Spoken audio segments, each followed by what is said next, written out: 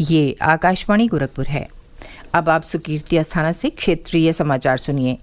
प्रधानमंत्री नरेंद्र मोदी ने कहा है कि देश की सेवा में सरकार के 9 वर्ष पूरे होने पर वो विनम्रता से देशवासियों के प्रति आभार प्रकट कर रहे हैं।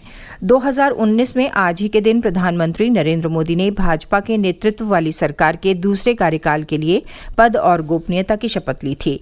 एक ट्वीट में प्रधानमंत्री ने कहा कि उनका प्रत्येक निर्णय और कदम आम लोगों के जीवन को सुधारने की इच्छा से प्रेरित रहा है।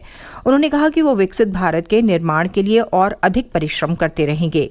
प्रधानमंत्री ने ट्वीट में एक वेबसाइट का लिंक भी साझा किया है जिस पर पिछले 9 वर्षों में देश की विकास यात्रा को प्रदर्शित किया गया है। उन्होंने वेबसाइट पर जाकर इसे देखने का आग्रह किया है। इसमें विभिन्न सरकारी योजनाओं का लाभ किस तरह उठाया जा रहा है इसे प्रदर्शित किया गया है। भारतीय जनता पार्टी अध्यक्ष जेपी नड्डा ने नरेंद्र मोदी सरकार के 9 वर्षों को सेवा, सुशासन और गरीबों के कल्याण का दौर बताया है।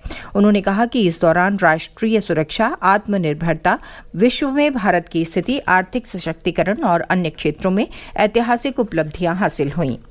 मुख्यमंत्री योगी आदित्यनाथ ने प्रधानमंत्री नरेंद्र मोदी के नेतृत्व में केंद्र सरकार के 9 वर्ष पूरे होने पर देशवासियों को बधाई दी है।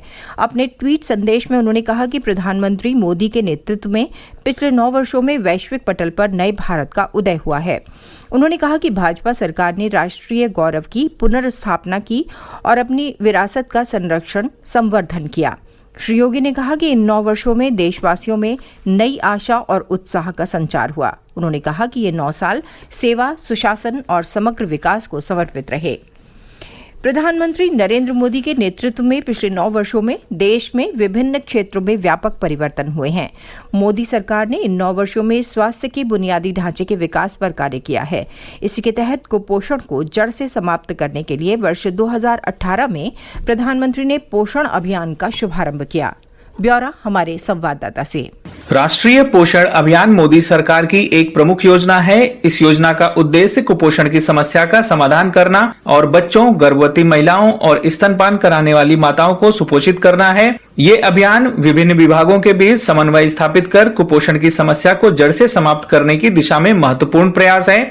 देश भर में आंगनबाड़ी सेवाओं के कार्यान्वयन और निगरानी का रियल टाइम डेटा इकट्ठा करने के लिए तकनीक आधारित पोषण ट्रैकर तैयार किया गया है। इसके तहत जन भागीदारी और जन जागरूकता के माध्यम से नागरिकों को पोषण का महत्व बताया जाता है। पोषण का संदेश जन जन तक पहुंचाने के लिए वर्ष में एक बार पोषण माह और पोषण पखवाड़े का आयोजन किया जाता है। सक्षम आंगनबाड़ी के तहत देश में हर साल 40,000 आंगनबाड़ी केंद्रों को internet connectivity, LED screen, smart learning जैसी बुनियादी सुविधाओं से जोड़ा जा रहा है। स्वच्छता कार्य योजना के तहत सरकार ने शौचालयों के निर्माण और पेयजल की सुविधा देने के लिए राज्यों को धनराशि जारी की है। सरकार उन आंगनबाड़ी कार्यकर्तियों को प्रोत्साहन राशि भी दे रही है जिन्होंने गर्भवती महिलाओं, स्तनपान कराने वाली माताओं और 2 वर्ष तक की उम्र के बच्चों के घरों का कम से कम 60% दौरा पूरा किया हो। आकाशवाणी समाचार के लिए गोरखपुर से आदित्य शुक्ला।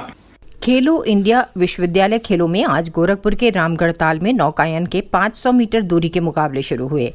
कल फाइनल मुकाबले खेले जाएंगे। वहीं गौतम बुद्ध नगर में बॉक्सिंग के मुकाबले खेले जा रहे हैं, जबकि वाराणसी में 1 जून से 3 जून तक योग की स्पर्धा आयोजित होगी। समापन समारोह 3 जून को होगा। और अब कुछ समाचार संक्षेप में। जवाहर नवोदय विद्यालयों में चयन परीक्षा के माध्यम से 11वीं कक्षा में प्रवेश के लिए अधिसूचना जारी कर दी गई है। आवेदन आधिकारिक वेबसाइट www.navodaya.gov.in पर किए जा सकते हैं। आज हिंदी पत्रकारिता दिवस है। वर्ष 1826 में आज ही के दिन पहला हिंदी समाचार पत्र उदंत मार्तंड प्रकाशित हुआ था। मुख्यमंत्री योगी आदित्यनाथ ने सभी पत्रकारों को हिंदी पत्रकारिता दिवस की बधाई दी है। गोवा आज अपना स्थापना दिवस मना रहा है। वर्ष 1987 में आज ही के दिन गोवा भारत का 25वां राज्य बना था। आज गंगा दशहरा है। तड़के से ही श्रद्धालु वाराणसी, प्रयागराज, हापुड़ सहित अन्य स्थानों पर पवित्र नदियों में स्नान और दान पुण्य कर रहे हैं। दक्षिण पश्चिम मानसून आज समूचे अंडमान और निकोबार द्वीप समूह पहुंच गया। मौसम विभाग ने इस वर्ष सामान्य वर्षा होने का अनुमान जताया है। सिद्धार्थनगर जिले की बांसी कोतवाली के खरचौला नानकार गांव में आज राप्ती नदी में नहाने गए 2 बच्चों की डूबने से मृत्यु हो गई। ये समाचार बुलेटिन हमारे YouTube channel AIR news Gorakhpur और ट्विटर हैंडल AIR News_GKP पर भी उपलब्ध है। इसके साथ ही क्षेत्रीय समाचारों का ये बुलेटिन समाप्त हुआ। नमस्कार।